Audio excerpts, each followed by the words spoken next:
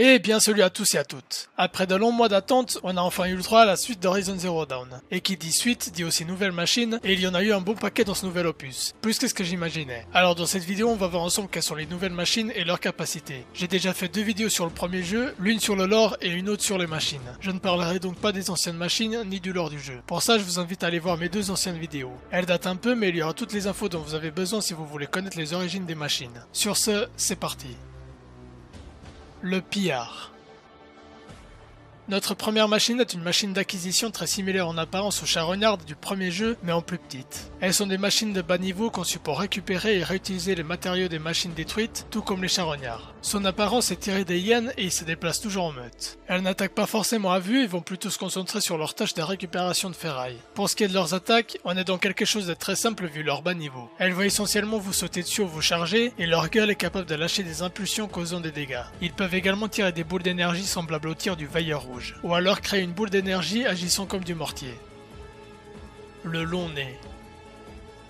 Le long nez est une petite machine d'acquisition pas très dangereuse. Elle a un doux mélange entre un fourmilier pour sa tête et une moufette pour son corps. Le long nez n'est pas le genre de machine à se battre, préférant se retirer en lâchant des nuages toxiques qui renforcent ses alliés et affaiblissent ses ennemis. Leurs attaques sont simples, ils peuvent donner des coups de patte ou faire des swings avec leur queue pour ensuite relâcher des nuages toxiques. Les fluides permettant de créer ces fameux nuages étant stockés dans leur queue. Il peut aussi asperger ses ennemis de toxines ou créer une grande explosion toxique.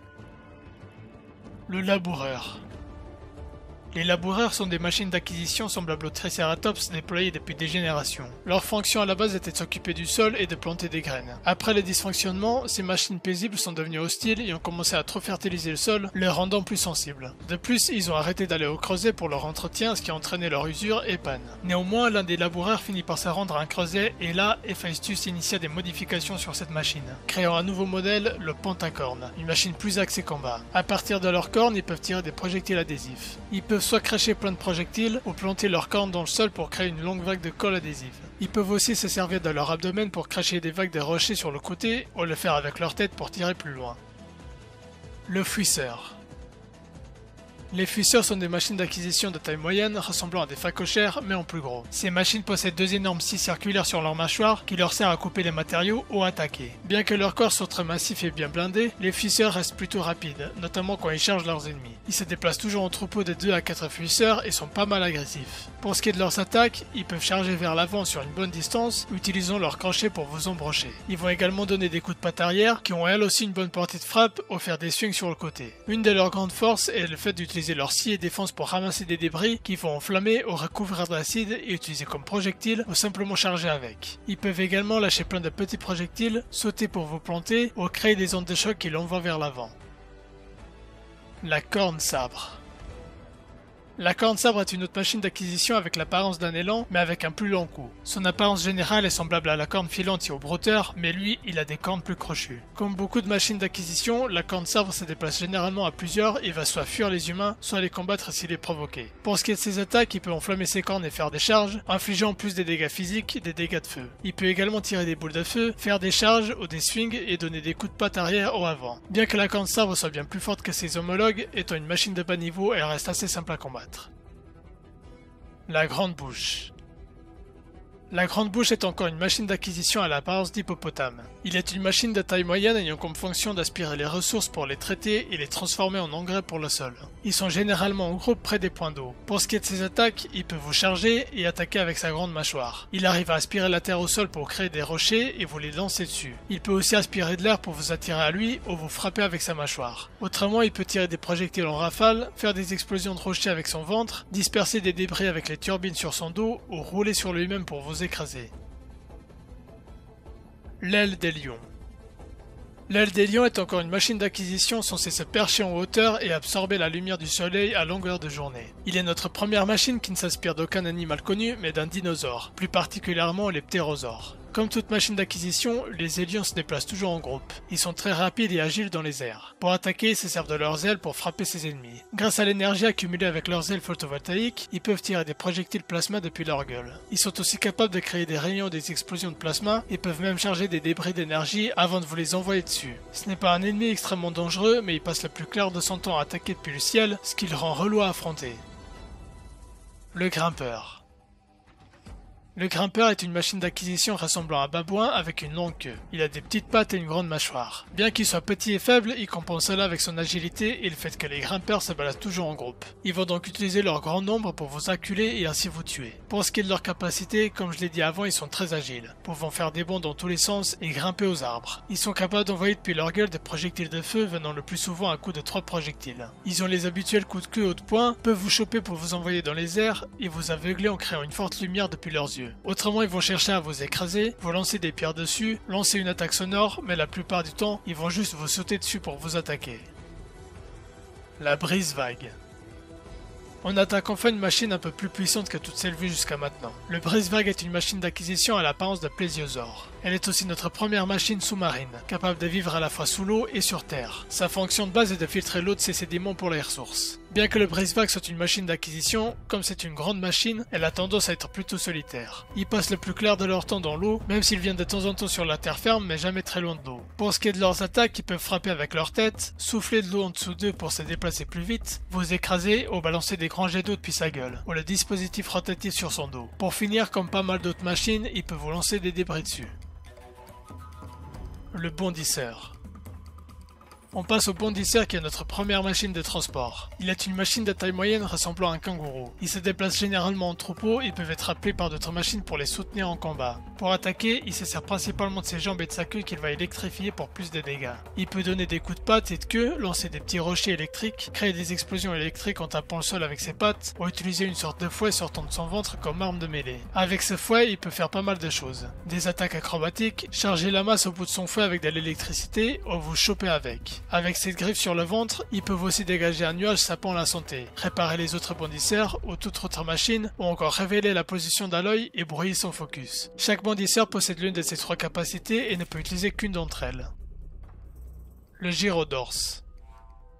Le gyrodorse est une autre machine de transport à l'apparence de pangolin. Il a de lourdes plaques sur son dos et une queue finissant par une sorte de marteau. Sa grande particularité est de pouvoir se mettre en boule et de rouler pour écraser ses ennemis. En roulant, il va laisser une traînée de feu derrière lui et peut aussi envoyer des débris sur Aloy. Autrement, il peut rouler sur lui-même, créer une explosion pour s'éjecter dans les airs et tenter de vous écraser, ou se servir de sa queue pour attaquer. Des propulseurs montés sur sa queue lui permettent aussi de cracher des flammes depuis cette dernière. Pour finir, il peut tirer des projectiles adhésifs collant les ennemis touchés au sol.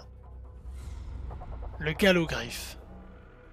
Le galogriffe est notre première machine de combat inspirée des droméosaures. Cette machine a été créée par Héphaïstus dans le seul but de tuer des humains. Les galogriffes se déplacent toujours en meute et sont très rapides, agiles et agressifs. Ils peuvent servir de monture une fois qu'on apprend à les pirater. Bien qu'ils soient des machines agressives et faites pour le combat, ils restent assez simples dans leur pattern. Ils peuvent donner des coups de queue, vous sauter dessus, faire des étourdissements sonores, attaquer avec leurs mâchoires ou leurs pattes avant. Ils ont tout de même quelques attaques intéressantes comme des vagues de feu, des boules de feu pour attaquer à distance, mélanger leurs attaques de base avec du feu ou lancer des projectiles explosifs. Certains galogriffes possèdent les mêmes attaques mais à la place du feu et créent de l'acide.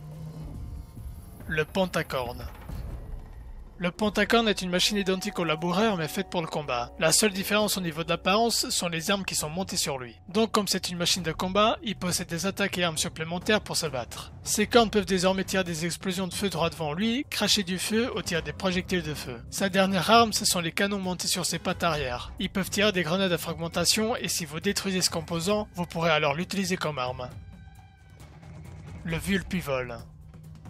Le vulpivole est une machine basée sur les chauves-souris vampires. C'est une grande machine, lourde et capable de voler. Étant des machines de combat, elles sont plutôt agressives lorsqu'elles nous voient, mais autrement elles ont tendance à être suspendues la tête vers le bas à des ruines, bâtiments ou falaises. Pour ce qui est de ses habilités, Vulpivole peut devenir invisible comme le tracker. Il peut aussi lancer tout un tas de projectiles qui explosent après un moment. Depuis sa bouche, il peut tirer des tirs d'acide ou lancer des nuages toxiques. Parmi ses autres attaques, il a les habituelles charges, peut vous sauter dessus, faire tomber des mines, lancer des rayons aveuglants ou attaquer avec leurs ailes.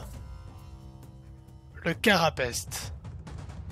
Bien qu'il n'en ait pas l'air, le carapeste est une machine de combat plutôt redoutable et surtout connue pour son art de camouflage. Il ressemble à une grosse tortue et possède donc un corps plutôt aplati avec une grande carapace sur son dos. Le carapeste se trouve bien souvent près des lacs ou des rivages, enfui dans le sol en dormance, guettant le moindre intrus humain qui oserait pénétrer dans son territoire pour le tuer. Bien qu'en raison de son apparence il paraisse lent, le carapeste est une machine plutôt rapide, capable de vous sauter dessus pour vous écraser. D'ailleurs, lorsqu'il fait ses sauts, il laisse une traînée de gel qui forme des pics de glace derrière lui. En fait, la plupart de ses coups de griffe, coups de patte arrière, bouclières, aux charges, vont laisser ou créer des pics de glace devant lui. Il peut allonger son cou pour vous frapper de loin et vous surprendre tout en créant de la glace. Bien entendu, comme beaucoup de machines, il peut lancer des projectiles qui seront cette fois-ci des blocs de glace. Autrement, il peut concentrer un faisceau dans sa gueule pour tirer un rayon laser, lancer des missiles ou des jets de glace depuis son dos. Le rampant. On passe à l'une des machines phares du jeu, le rampant, une grande machine de combat à l'apparence de cobra. Ils sont des machines plutôt solitaires mais peuvent être vues à de rares occasions accompagnées d'un autre rampant. Ses capacités ressemblent un peu à celles du Brise Rock du premier opus. Il peut s'enrouler autour de ruines ou creuser sur terre pour s'enfuir ou attaquer. De par leur nature de serpent, ils sont des machines plutôt rapides. Ils peuvent tirer un rayon de gel concentré depuis leur bouche, vous charger ainsi que vous étourdir grâce au nœud sur son cou, tirer des sortes de boules sonores depuis son volant de cobra ou encore frapper avec sa queue qui est capable de se charger en électricité.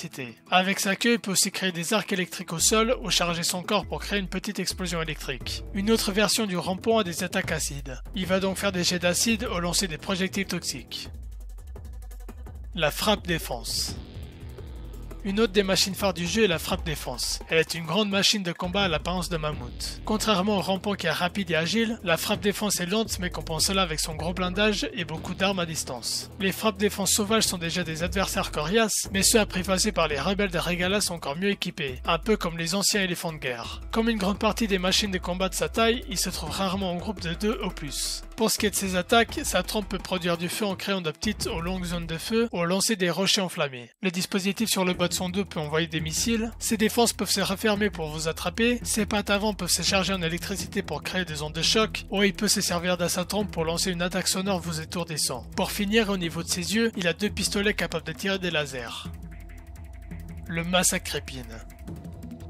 Le Massacrépine est une autre grande machine de combat à l'apparence de Spinosaurus. Ils attaquent les humains à vue, sont souvent seuls et sont trouvables souvent près des côtes. Le Massacrépine est l'une des machines les plus dangereuses de toutes, alliant force et agilité à ses nombreuses capacités. Sa gueule contient un canon plasma capable de tirer un puissant rayon, des boules d'énergie ou charger son corps pour lancer une puissante attaque assourdissante. Sa queue aussi possède des canons laser capables de lancer plusieurs rayons d'un coup. Pareil pour son dos avec les pointes qui s'y trouvent, qui peuvent envoyer des petits missiles de mortier qui font sur vous. Les missiles qui ne vous ont pas touché vont rester au sol et agir comme des mines. Le Massacrépine va alors les faire exploser en plantant sa queue au sol. L'énergie de ces mines peuvent rester sur vous. Ces résidus d'énergie vont alors exploser après un délai. Pour terminer, il peut lâcher des drones en l'air qui vont tirer des rayons laser au sol pendant un court instant.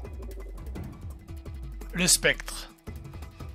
On passe à nos 2 dernières machines avec 2 machines assez particulières, le Spectre et le Spectre Prime. Alors le Spectre est une machine de combat composée de nanotechnologie et semblable à des corrupteurs. Ils ont été créés par les phares Zenith grâce à une technologie qui dépasse tout ce que les anciens avaient réussi à créer. Étant donné qu'ils sont faits de nanotechnologie, ils sont des machines extrêmement dangereuses. Elles servent de garde aux Zenith et sont plutôt rapides. Ils peuvent faire des charges simples ou alors cracher du feu tout le long de leur charge. Ils peuvent planter des sortes d'épines explosives au sol ou encore tirer grâce à des mitrailleuses sur leurs épaules. Il est également capable de s'accrocher au mur pour vous attaquer à distance et enchaîner avec une charge rapide. Ses coups au corps à corps sont très rapides et assez imprévisibles, vu qu'il peut élargir ses appendices et les utiliser comme tentacules. Sans aucun doute l'une des machines les plus dangereuses de toutes. Le Spectre Prime. Et on attaque notre dernière machine avec le boss final du jeu, le Spectre Prime. Il s'agit d'une machine de combat capable de changer de forme et pouvant être contrôlée par un humain grâce à une capsule contenue à l'intérieur de la machine. Elle est une machine très grande mais qui reste assez agile, enchaînant les coups au corps à corps avec une certaine aisance. Au niveau de ses attaques, elle possède un large panel d'attaques de mêlée grâce à son corps capable de changer de forme. Il peut ainsi utiliser ses bras comme tentacules ou créer des pics pour les planter dans le sol. Le Spectre Prime a aussi une large gamme d'armes à distance dont les mêmes mitrailleuses que le Spectre de base, des rayons laser tirés depuis ses bras, une salve de missiles tirée depuis son dos, des propulseurs au niveau de ses pieds capables de créer des explosions de feu, et un rayon laser surpuissant suivi par une salve de missiles. Il peut aussi planter ses bras au sol pour faire surgir des pics dans un autre endroit, ou encore lancer des mines électriques. Il s'agit pour le coup de la machine la plus dangereuse de toutes qui ne peut malheureusement être combattue que le temps d'une mission.